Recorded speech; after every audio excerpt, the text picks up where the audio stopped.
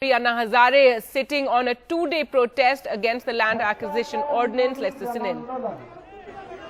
इनके माध्यम से बाकी सब साथियों ने यहाँ इस कार्यक्रम को आयोजन किया, उन सबको मैं धन्यवाद करता हूँ।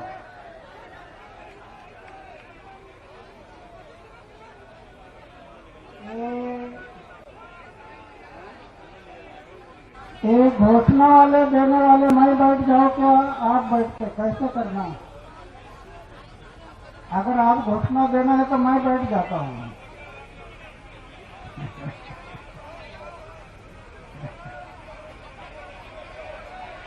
तो आज हम लोग जो इकट्ठा हुए हैं,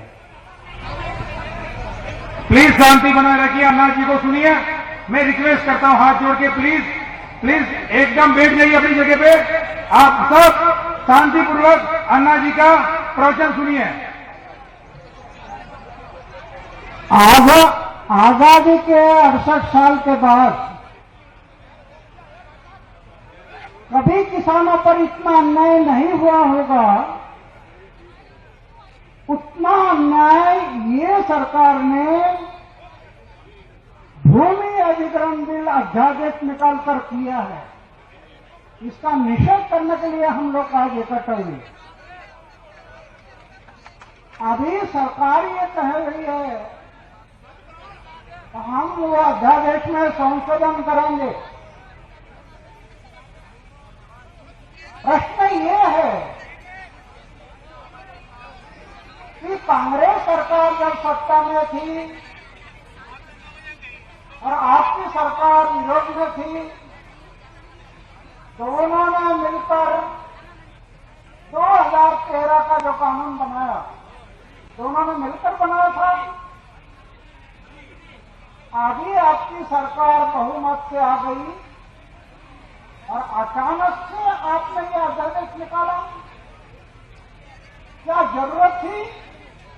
जब कानून बना था, 2013 का कानून बना था, आपको भी वो मान्य था, फिर आपने ये अध्यादेश निकालने की जरूरत क्या थी? प्रश्न है। अध्यादेश निकालने की कोई जरूरत नहीं थी, लेकिन ये अध्यादेश को अगर देखा जाए तो किसानों पर अन्याय करके पूंजीपतियों की सुविधा करने के लिए ये अध्यादेश है। पूंजीपति, उद्योगपति, उनको सुविधा करने के लिए किसानों पर अन्याय करना, इसलिए यह अध्यादेश है। देखिए ना, 2013 का कानून है। कानून में क्या है? कानून में यह स्पष्ट लिखा है कि किसी गांव की जमीन, किसी किसान की जमीन कोई इंडस्ट्री के लिए देना है, अगर गांव के 70% लोग कहते हैं कि हमें जमीन नहीं देनी है, तो सरकार वो जमीन नहीं ले सकेगी। ये कानून में है, कानून है। इस देश में लोकतंत्र है, जनतंत्र है। तंत्र ये लोगों का है, लोगों ने लोक सहभाग से चला हुआ तंत्र, वो है लोकतंत्र। तो कानून में ये था कि 70% लोग किसान कहते हैं कि हमें ये जमीन नहीं देना है, तो सरकार नहीं ले सकती। ये सरकार ने वो कानून में 70% को निकाल दिया और अपने मर्जी से जमीन अभी अधिग्रहण करेंगे, अपने मर्जी से। फिर आप अंग्रेज के हुक्मशाही और आप में क्या फर्क है? अंग्रेज यही तो करते थे। अंग्रेजों ने 1894 में जो कानून बना था भूमि अधिग्रहण, वो इसलिए तो बनाया था किसानों को लूटने के लिए। और आप भी अभी वही कर रहे हैं, तो अंग्रेज और आप में क्या फर्क है? दूसरी एक बात है, अंग्रेजों ने भी इतना अन्याय नहीं किया, इतना ये कर रहे हैं। क्या किया आपको पता होना चाहिए। कानून में ये लिखा है, ये बस ये फोटो निकालने की ज्यादा शौक है। अरे फोटो में कैमरे में फंस गए तो बाहर निकलना मुश्किल है। मैं मेरे जीवन में कभी कैमरे के सामने गया नहीं, इसलिए मैं यहां पर खड़ा है और कैमरे मेरे पीछे। अगर मैं कैमरे के सामने होकर जाता तो मैं कैमरे में फंस जाना था। मेरी विनती है कार्यकर्ताओं को कि कैमरे से दूर रहो, समाज और देश के लिए कार्य करो, तब आप आगे बढ़े। मैं अभी भी देखता हूं कितने धक्का-धुक्की करते हैं फोटो निकालने के लिए। अरे एक कैमरे से काम नहीं होगा। कार्यकर्ताओं ने भगत सिंह, सुखदेव, राजगुरु, इनके बलिदान को याद रखो, उनको याद रखो। मैंने वह रखी है, मेरे हृदय के साथ उनको जोड़ा है, वो बलिदान को। और इसके कारण मृत्यु हथेली लेकर लड़ रहा है, मृत्यु हथेली पर है। मृत्यु तो भय नहीं। मेरी ऐसी धारणा है, 25 साल की उम्र में मैंने तय किया था कि जब तक जीऊंगा समाज और देश की सेवा करूंगा, और जिस दिन मरूंगा समाज और देश की सेवा करते करते मरूंगा। ये मेरे व्रत भी है, इसलिए मृत्यु का भय नहीं। और इसके कारण इतने बड़े बड़े गुंडों के साथ लड़ रहा हूं। मृत्यु का भय नहीं, कार्यकर्ताओं को ये बनना पड़ेगा। अरे हार्ट अटैक आकर मृत्यु आता है, हार्ट अटैक सुनते हैं ना। रात को 10 बजे तक गप्पे लड़ाई और सवेरे चाय पीने के लिए उठाए नहीं। हार्ट अटैक आकर लोग मरते हैं। ऐसे हार्ट अटैक आकर मृत्यु आना, इसके बजाय समाज और देश की सेवा करते करते मृत्यु आ गया तो अपना सौभाग्य। ये कार्यकर्ता की धारणा होनी चाहिए। और मेरा कहने का मतलब ये है कि अंग्रेजों ने भी जो इतनी हुकूमत नहीं की होगी, अन्याय नहीं किया होगा, इतना ये सरकार कर रही है। अध्यादेश निकालकर क्या कर रही है? न्याय व्यवस्था या सुरक्षा व्यवस्था है। अगर किसी व्यक्ति, किसी संस्था इन पर अन्याय होता है तो न्याय व्यवस्था सुरक्षा व्यवस्था है, वो आदमी न्यायालय में जा सकता है न्याय मांगने के लिए। न्याय मांगने के लिए न्यायालय में जा सकता है। ये अध्यादेश में ये लिखा है, अगर कोई किसान पर अन्याय होगा और वो चाहता है कि मैं न्यायालय में जाना, पहला जो कानून था उसमें ये तरतूब थी कि वो न्यायालय में जाएगा। ये सरकार ने उसको निकाल दिया। और क्या किया? अगर किसी पर अन्याय हो जाए भूमि लेने के बाद और उस किसान को न्यायालय में जाना है तो सरकार का परमिशन लेना पड़ेगा। ये तो हुकुमशाही बन गई, सरकार का परमिशन। अरे सरकार कौन है? सरकार किसने बनाई? सरकार के मालिक है ना ये सब।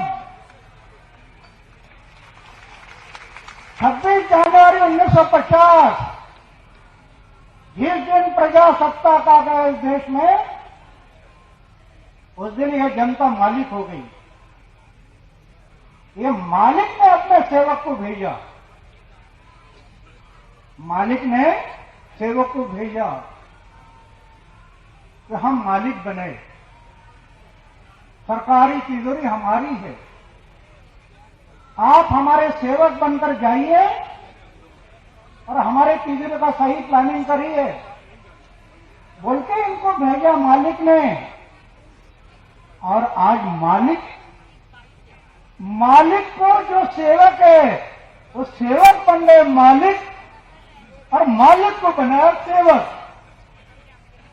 और मालिक की जमीन छीन रहे हैं सेवक। यह अन्याय नहीं है? तो ये बहुत बड़ा खतरा है। न्यायालय का रास्ता आप बंद कर रहे हैं, ये तो सबसे बड़ा खतरा है कि न्याय में जाने वाला रास्ता आप बंद कर रहे हैं। दूसरी बात यह है कि इस कानून में, पहले कानून में यह था जो किसान 2, 3, 4 पानी देता है, 2, 3 पानी देकर फसल उगाता है, ये हमारी राष्ट्रीय फसल उगाता है वो, तो ऐसी पानी वाली फसल इंडस्ट्री के लिए, उद्योगपति के लिए नहीं दी जाएगी। पानी वाली फसल ये औद्योगिक क्षेत्र के लिए नहीं दी जाएगी, ऐसे कानून में था। ये सरकार ने उसको निकाल दिया और अभी इरिगेटेड लैंड, पानी वाली जमीन भी ये सरकार जबरदस्ती से छीन लेगी और देगी किसको? उद्योगपतियों को। उद्योगपतियों को देंगे। कृषि प्रधान भारत देश में किसानों की जमीन लेकर आप उद्योगपति की सोच रहे हैं? अरे इलेक्शन के पहले तो आप बोल रहे थे हम अच्छे दिन लाएंगे, अच्छे दिन लाएंगे, और हम सबको भी लगा कि अभी अच्छे दिन आने वाले हैं। तो विश्वास करके, भरोसा रखकर हम सबने वोटिंग किया, अच्छे दिन आने वाले। और आज तो आप जबरदस्ती करके किसानों की जमीन छीन रहे हैं और किसको दे रहे हैं? उद्योगपति को। तो अच्छे दिन किसके आएंगे? उद्योगपति के। सामान्य लोगों के अच्छे दिन कहाँ है? हम लोग ये विरोध के लिए यहां नहीं आए, कोई पक्ष पार्टी व्यक्ति का विरोध करने के लिए यहां नहीं आए।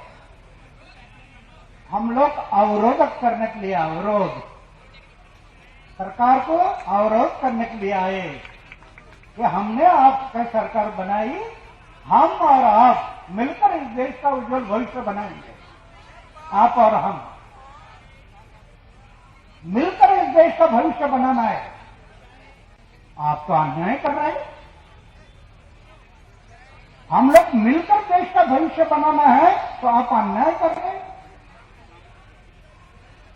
तो मेरा कहने का मतलब ये है कि आज ये जो अध्यादेश है, अभी पलवल में कल किसान आ रहे, पडोल से जो पदयात्रा निकली है, 5-6 हजार किसान निकले पलवल से, कल यहां पहुंचेंगे और भी लोग आ जाएंगे। कल का हमारा यहां का आंदोलन वो भी बड़ा होगा। अभी पलवल का आंदोलन देखा, किसानों की प्रतिक्रिया देखी, अभी सरकार कह रही है कि हम यह अध्यादेश में संशोधन करेंगे। अरे संशोधन क्या करना?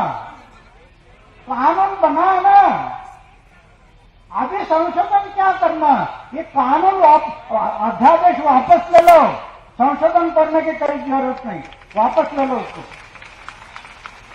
ऐसा अन्याय करने वाला, किसानों पर अन्याय करने वाला अध्यादेश क्यों रखते हैं? ऐसे अध्यादेश देश में क्यों रखते हैं? तो हमारी विनती है सरकार को, ये अध्यादेश वापस ले लो और 2013 का जो कानून बना है उसमें और क्या बातें डाल सकते हैं उसको याद करो, और भी डालो। किसानों की भलाई की जो बातें हैं उस कानून में और डालो, और भी अच्छा कानून बनाओ जो कि किसान, कृषि प्रधान भारत देश में वो किसान का उज्जवल भविष्य बन सकता है। इन बातों के लिए हम सोचना है। अभी वो पदयात्रा आ रही है, यहां सब किसान संगठन बैठे हैं। मेरी विनती है आपसे, सब किसान संगठन से मेरी विनती है, पलवल से एक पदयात्रा निकली है। अभी यहां से जाने के बाद पूरे देश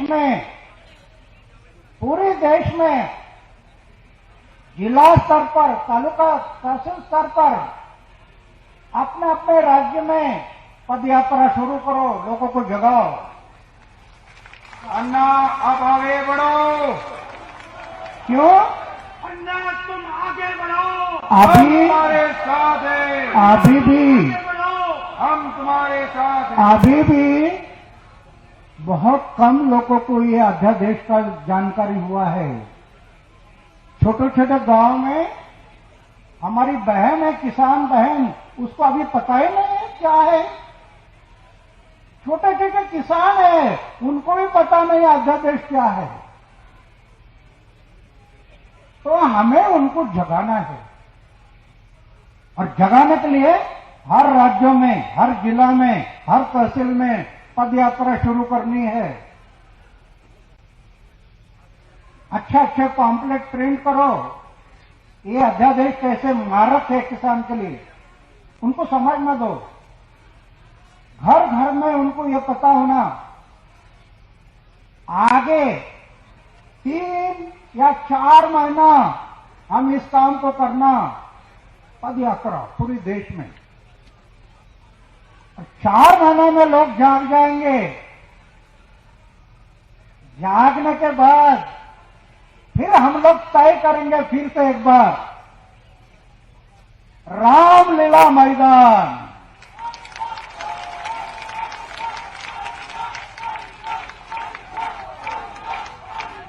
4 महीने के बाद फिर एक बार रामलीला मैदान। और रामलीला मैदान के क्या, मैं अनशन करना? नहीं, अभी मैं अनशन नहीं करूंगा। मुझे किसान के लिए, मुझे समाज के लिए, मेरे देश के लिए अभी जिंदा रहना है, मैं मरूंगा नहीं। जय जवान, जय जवान, जय जवान। तो मैं अनशन करके मरूंगा नहीं। अभी रामलीला मैदान में जो आंदोलन होगा वो होगा जेल भरो आंदोलन। जेल।